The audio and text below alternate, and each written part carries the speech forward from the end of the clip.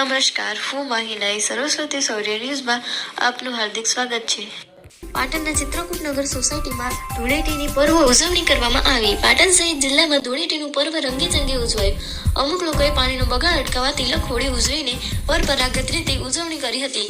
Patan show તેમના વિવિધ રંગોમાં રંગાઈને એકબીજાના મન દુઃખ ભૂલી જઈ એમનો ઇઝહાર કરતો તહેવાર એટલે હોળી. ધૂળેટી અને સત્યને આગમાં હોમી થઈ છે.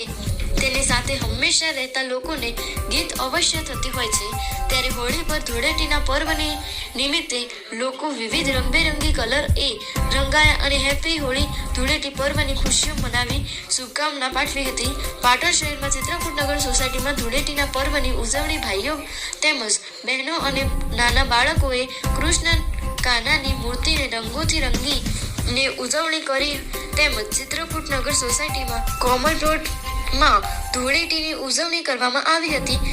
આ પસંદ ચિત્રકૂટ સોસાયટીમાં પ્રમુખ રમેશભાઈ પટેલ, મંત્રી બળદેવભાઈ દેસાઈ, રાજુભાઈ સોની, પત્રકાર નિકુંજભાઈ પી.આર. રાવલ, ભરતભાઈ પ્રજાપતિ, શૈલેષભાઈ નાઈ, પત્રકાર તેમજ ચિત્રકૂટ નગર સોસાયટી યુવક મંડળના યુવાનો સાથે ચિત્રકૂટ નગર સોસાયટીના રહીશો ઉપસ્થિત રહી સાથે મળીને ધૂળેટીની પર્વની ઉજવણી કરવામાં આવી હતી.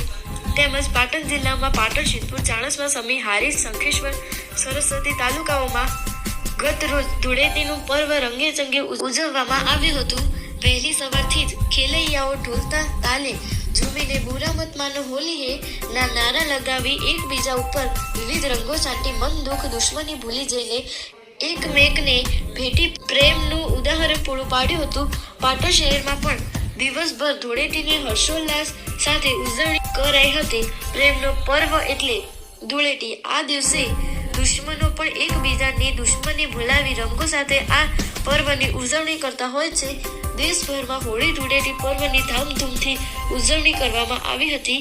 તો કોઈ પણ પર્વ હોય તેને ઉજવવામાં હંમેશા અગ્રેસર એવા રંગીલા પાટણવાસીઓ એ પણ ગઈકાલે મોજથી ધૂળેટીની ઉજવણી કરી હતી.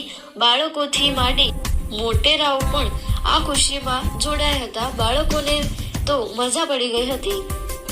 અવનવી પિચકારીઓ લઈ સવારમાં નીકળી પડ્યા હતા. એકબીજાને અબીલ ગુલાલ ઉડાડી ઉજવણી કરી હતી.